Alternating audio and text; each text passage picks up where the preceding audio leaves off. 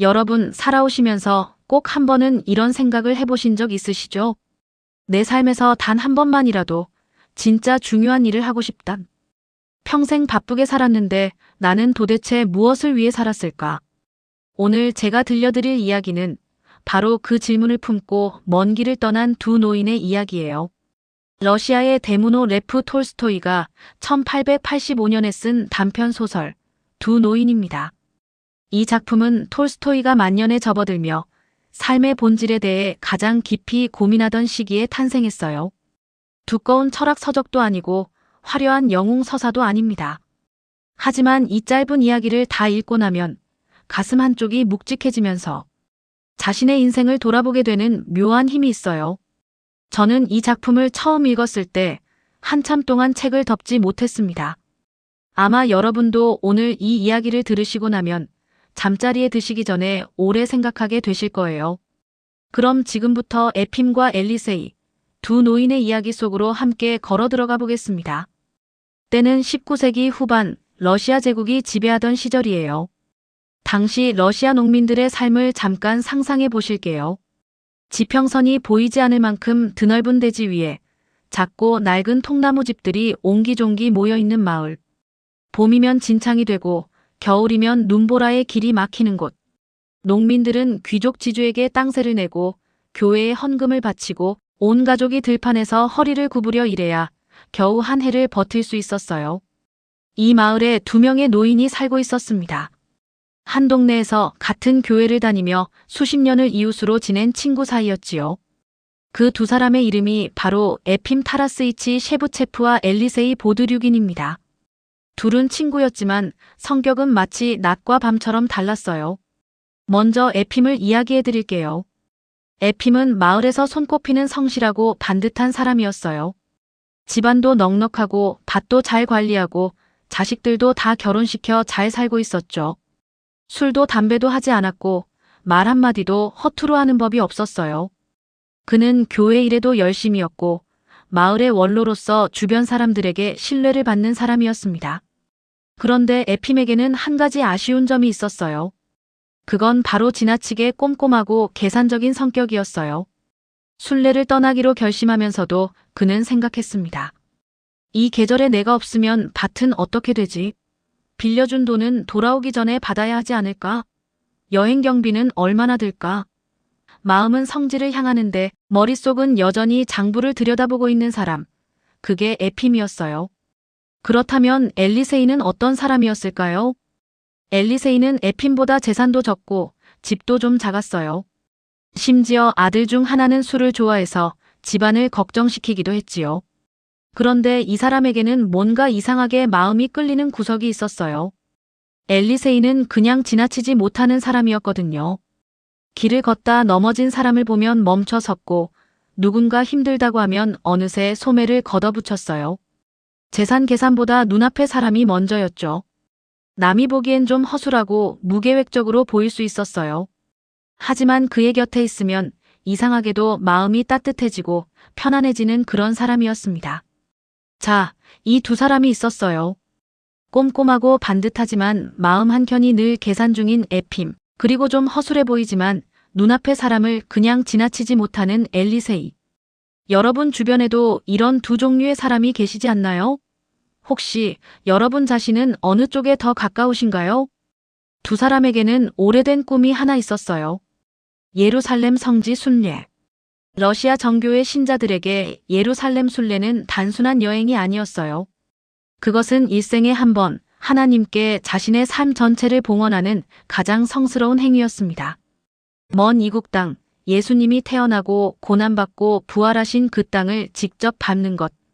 그것은 러시아 농민들에게는 거의 천국의 문을 두드리는 것과 같은 의미였어요. 에핌은 오래전부터 이 순례를 다짐해왔어요. 다만 늘 이런저런 이유로 미뤄왔죠. 아들이 결혼하면 가자, 집을 새로 짓고 나면 가자, 빚을 다 갚고 나면 가자, 그렇게 미루다 보니 어느새 노인이 되어버렸어요. 엘리세이도 마찬가지였습니다. 그도 마음속 깊이 그 성지의 땅을 밟고 싶었어요. 그리고 마침내 두 사람은 함께 떠나기로 결심합니다. 출발하던 날 아침을 상상해 보세요. 새벽 미사를 마치고 가족들의 배웅을 받으며 마을을 나서는 두 노인. 에핌은 여비를 꼼꼼히 챙겼고 여행 경로도 미리 파악해 두었어요. 엘리세이는 지팡이 하나, 빵 한 덩이, 그리고 늘 그 얼굴에 달려있는 미소를 챙겼습니다. 러시아에서 예루살렘까지는 가히 어마어마한 거리였어요. 걷고 마차를 타고 배를 타고 또 걷고 수천 킬로미터의 여정. 요즘이야 비행기를 타면 몇 시간이지만 그 시절 두 노인의 발걸음으로는 몇 달을 꼬박 걸어야 하는 길이었습니다. 가는 길이 쉽지 않았어요. 비도 맞고 먼지도 마시고 발에는 물집이 잡혔어요. 여관은 낯설고 음식도 입에 맞지 않는 날이 많았지요. 하지만 두 사람은 걸었습니다. 성지를 향한 마음 하나로. 그런데 여정이 절반쯤 지났을 때 뜻밖의 일이 생겼어요. 어느 무더운 여름날 오후였어요. 두 노인은 우크라이나의 한 작은 마을을 지나고 있었습니다. 길가에 농가들이 늘어서 있었는데 대부분은 조용했어요. 너무 조용했어요. 낮에 마을이 이렇게 고요한 건 이상한 일이었죠. 엘리세이가 목이 말랐습니다. 그는 물 한 모금만 얻어 마시자며 에핌에게 잠깐 기다려달라 하고 길가의 한 농가 문을 두드렸어요. 문이 열렸습니다. 그런데 그 안에서 본 광경에 엘리세이는 그만 발걸음이 멈춰버렸어요.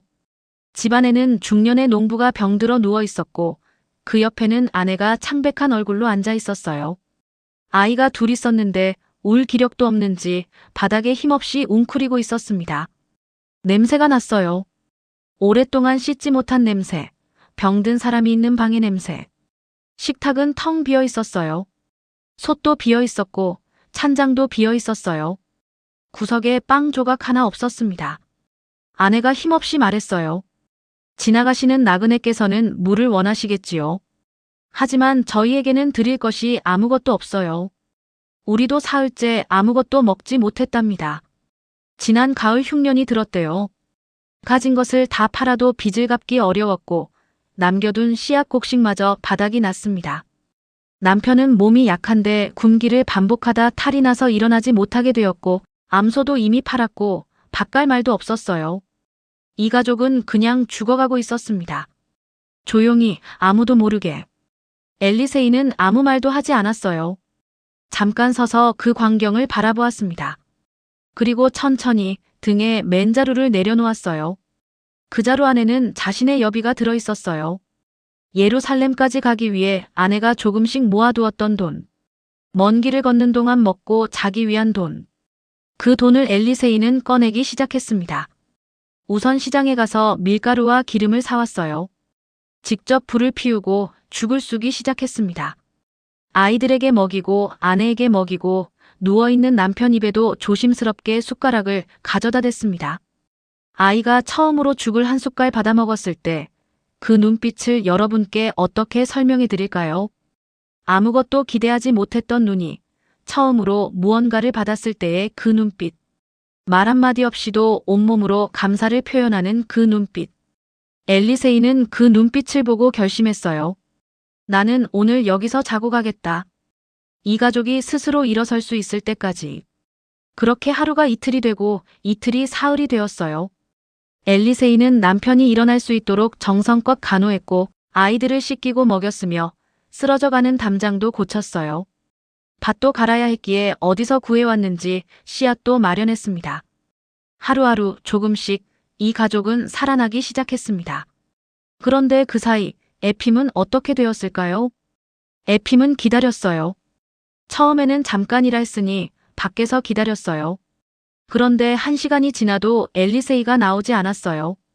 어쩔 수 없이 집안을 들여다보니 엘리세이는 이미 그 가족을 위해 부엌에서 뭔가를 하고 있었습니다.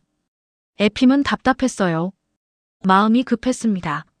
성지순례는 시간이 정해진 것이 아니지만 이미 계획한 일정이 있었고 더 늦어지면 배를 놓칠 수도 있었어요. 에핌은 엘리세이에게 말했습니다.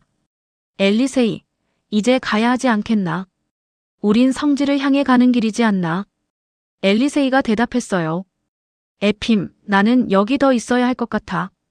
이 가족이 아직 혼자 살 수 없네. 자네 먼저 가게. 나중에 내가 따라가겠네. 에핌은 혼자 길을 떠났습니다. 마음이 무거웠어요. 엘리세이를 탓하는 건지 자신이 그냥 가는 것이 옳은 건지 알 수가 없었습니다. 여러분, 잠깐 여기서 멈춰 볼게요. 만약 여러분이 에핌의 자리에 있었다면 어떻게 하셨을까요? 오랫동안 준비해온 성지 순례를 포기하고 낯선 가족을 돕기 위해 남으시겠어요? 아니면 이미 정해진 길을 계속 가시겠어요? 이 질문이 이 소설의 핵심입니다. 그리고 이 질문은 사실 우리 모두의 이야기예요. 에핌은 드디어 예루살렘에 도착했습니다. 그토록 꿈꾸던 성지가 눈앞에 펼쳐졌어요. 황금빛으로 빛나는 돔, 수천 년의 역사가 담긴 돌벽, 순례자들의 기도 소리로 가득한 골목길. 에핌은 가슴이 벅차올랐어요. 드디어 왔구나. 드디어. 그는 성묘교회에 들어갔어요. 예수님이 묻히셨다가 부활하신 그 거룩한 장소. 각지에서 모여든 순례자들이 무릎을 꿇고 기도하고 있었습니다. 에핌도 무릎을 꿇었어요. 기도를 드리기 시작했습니다. 눈을 감고 온 마음을 다해 기도했어요. 그런데 그 순간 눈을 떴을 때 에핌은 기이한 것을 보았어요. 저 앞 제단 가까이 사람들 사이에서 기도하는 한 노인의 뒷모습이 보였어요. 낡은 외투, 구부정한 어깨, 흰 머리카락. 어디선가 본 것 같은 아니 분명히 아는 뒷모습이었어요. 저게 엘리세이 아닌가? 에핌은 눈을 비볐어요. 설마 그럴 리가 없죠. 엘리세이는 우크라이나 어딘가의 농가에 남아있는데 여비도 다 써버렸을 텐데. 하지만 분명히 그 뒷모습은 엘리세이였어요. 몸짓도 기도하는 자세도. 에핌은 서둘러 그쪽으로 다가갔습니다. 그런데 군중이 많아서인지 다가가면 다가갈수록 그 뒷모습은 멀어져 갔어요. 결국 에핌은 그를 찾지 못했습니다. 에핌은 그날 밤 잠을 이루지 못했어요. 내가 잘못 본 걸까? 아니면 정말 엘리세이가 여기 있는 걸까? 그런데 이튿날, 그리고 그 다음 날에도 에핌은 성지의 여러 곳에서 그 뒷모습을 보았어요. 기도하는 군중 사이, 성지를 걷는 순례자들 속에서. 하지만 가까이 다가가면 항상 사라져버렸습니다. 마지막으로 예루살렘을 떠나던 날, 에핌은 요르단 강가에서 침례를 받는 군중들 속에서 다시 그 모습을 보았어요. 이번엔 더 선명하게. 그리고 이번엔 분명히 자신을 향해 고개를 돌리는 것 같았어요. 에핌은 확신했습니다. 그건 엘리세이였다. 에핌은 성지 순례를 마치고 긴 여정을 거쳐 마침내 고향으로 돌아왔어요. 집에 들어서니 가족들이 반겼고 이웃들이 모여들었어요. 에핌은 성지 이야기를 들려주면서도 마음 한켠에는 계속 그 환영이 걸렸어요. 엘리세이는 어떻게 된 걸까? 그래서 엘리세이의 집을 찾아갔습니다. 그리고 놀라운 사실을 듣게 되었어요. 엘리세이는 그 우크라이나 농가에서 자신의 여비를 모두 다 써버렸어요. 그 가족이 자립할 수 있을 때까지 곁에 있다가 돈도 다 떨어지고 결국 걸어서 집으로 돌아온 거였어요. 예루살렘에는 가지 못했습니다. 단 한 걸음도. 에핌은 물었어요. 엘리세이, 자네 혹시 예루살렘에 다녀온 게 아닌가? 엘리세이는 고개를 저었어요. 나는 거기까지 가지 못했네. 중간에 돌아왔지. 부끄러운 일이야. 그런데 에핌은 알았습니다. 그는 보았으니까요. 성지에서 기도하는 그 뒷모습을. 톨스토이는 이 장면에서 독자에게 아무런 설명도 하지 않아요. 그냥 에핌이 그 사실을 알게 되었다는 것. 그리고 이후 에핌은 엘리세이에게 다시는 그 이야기를 꺼내지 않았다는 것만 기록합니다. 왜일까요? 톨스토이는 이미 독자들이 알 거라고 생각했던 것 같아요. 엘리세이는 예루살렘에 가지 못했습니다. 하지만 그는 이미 예루살렘에 있었어요. 굶주린 가족 앞에서 자신의 것을 내어줄 때, 병든 남편의 입에 죽을 떠넣어줄 때, 힘없이 바닥에 쓰러진 아이를 일으켜 세울 때 바로 그 순간. 그는 이미 가장 거룩한 장소에 서 있었던 거예요. 그리고 하나님은 혹은 우주의 진리는 그 모습을 보고 있었던 것이죠. 그래서 에핌의 눈에 그 환영이 보였던 거예요. 여러분, 이제 저는 이 소설이 우리 삶에 던지는 가장 크고 무거운 질문을 드리려 해요. 우리는 평생 무엇을 찾아 떠돌았는가? 내가 지금 서 있는 이곳이 바로 성지가 아닌가? 60평생을 살아오시면서 우리는 얼마나 많은 것들을 나중에 하겠다고 미뤄왔나요? 아이들에게 따뜻한 말 한마디, 나이든 부모님 손 한번 잡아드리기, 오래된 친구에게 전화 한 통, 옆집 할머니에게 반찬 한 그릇.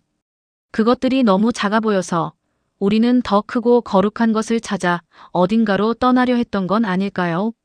하지만 톨스토이는 말하고 있어요. 진짜 성지는 멀리 있지 않다고. 지금 이 순간 내 앞에 있는 사람에게 진심을 다하는 바로 그 자리가 성지라고. 마지막으로 오늘 이 이야기가 우리 인생에 전해주는 3가지 교훈을 함께 정리해 볼게요. 첫 번째 교훈. 계획보다 지금 눈앞의 사람이 먼저입니다. 에핌은 완벽한 계획을 세웠어요. 여비도 경로도 일정도 모두 준비했습니다. 하지만 그는 결국 성지에서 기도를 드리면서도 마음이 온전히 거기 있지 못했어요. 반면 엘리세이는 계획을 버렸어요. 대신 눈앞에 있는 사람을 선택했습니다. 우리 60대의 삶을 돌아보면 우리는 얼마나 많은 소중한 순간들을 나중을 위한 계획 때문에 놓쳤나요? 자녀가 어릴 때 아이가 나한테 이야기하려는데 나중에 하자고 했던 순간들. 배우자가 무언가를 말하려는데 바쁘다며 지나친 순간들. 부모님이 고단하셨을 때 찾아뵙지 못한 날들. 거룩한 일은 멀리 있지 않아요. 지금 이 자리, 이 사람. 두 번째 교훈. 주는 것이 곧 받는 것입니다. 엘리세이는 여비를 전부 썼어요. 예루살렘에 가지 못했어요. 세상 눈으로 보면 손해본 것이죠. 하지만 과연 그랬을까요? 에핌이 예루살렘에서 본 환영. 그건 단순한 환상이 아니에요. 톨스토이가 말하고 싶었던 건 이것입니다. 진심으로 남을 위해 자신을 내어준 사람은 굳이 성지를 찾아가지 않아도 이미 그 존재 자체가 빛이 된다는 것. 우리는 살면서 무언가를 줄 때 이런 생각을 하곤 하죠. 이러다 내가 손해보는 거 아닌가? 나는 누가 챙겨주나? 하지만 엘리세이의 이야기는 우리에게 이렇게 말해요. 당신이 주는 것은 사라지지 않는다고. 그것은 돌아오거나 혹은 당신 자신을 더 깊고 풍요로운 사람으로 만들어준다고. 세 번째 교훈. 지금 서 있는 자리가 성지입니다.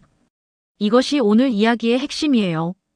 우리는 삶의 어딘가에 진짜 삶이 있을 거라고 믿어요. 은퇴하면 진짜 내 삶이 시작될 거야. 아이들 다 키우고 나면, 빚 다 갚고 나면, 집장만 하고 나면. 그렇게 나중을 기다리다 보면 어느새 인생이 많이 지나가 있어요. 하지만 지금 이 자리, 오늘 아침 함께 밥 먹는 이 식탁, 산책을 나갔다가 마주친 이웃의 얼굴, 오래된 친구와 나누는 전화 한 통. 이것들이 바로 성지입니다. 톨스토이는 이 짧은 소설을 통해 결국 이것을 말하고 싶었던 거예요. 하나님을 만나는 곳은 예루살렘이 아니라 바로 내 이웃의 얼굴 위에 있다. 오늘 두 노인 이야기 어떠셨나요? 저는 이 이야기를 읽을 때마다 이런 생각을 해요. 나는 에핌처럼 살고 있지는 않은가? 계획은 잘 세우는데 막상 눈앞에 있는 사람에게는 소홀하지는 않은가? 더 크고 거룩한 것을 찾아 먼 곳을 바라보면서 발 아래 있는 소중한 것들을 밟고 지나가고 있지는 않은가? 여러분, 지금 여러분의 삶 속에 엘리세이가 머물렀던 그 집처럼 도움이 필요한 누군가가 가까이 있지는 않나요? 아주 거창한 것이 아니어도 좋아요. 전화 한 통, 따뜻한 말 한마디, 밥 한 끼 함께 나누는 것. 그것이 어쩌면 우리 인생에서 가장 거룩한 순례일지도 모릅니다. 오늘도 이 자리에서 이야기를 함께 나눠주셔서 진심으로 감사드려요. 이 이야기가 여러분의 오늘 하루를 조금 더 따뜻하게 만들어드렸으면 합니다. 다음 영상에서는 역시 톨스토이의 또 다른 단편 사람은 무엇으로 사는가를 함께 읽어볼게요. 오늘 이야기와 이어지는 가르침이 담긴 작품이에요. 기다려주세요. 구독과 좋아요 그리고 알림 설정은 이 채널이 더 오래 더 많은 분들께 좋은 이야기를 전할 수 있도록 큰 힘이 됩니다. 감사합니다. 건강하세요.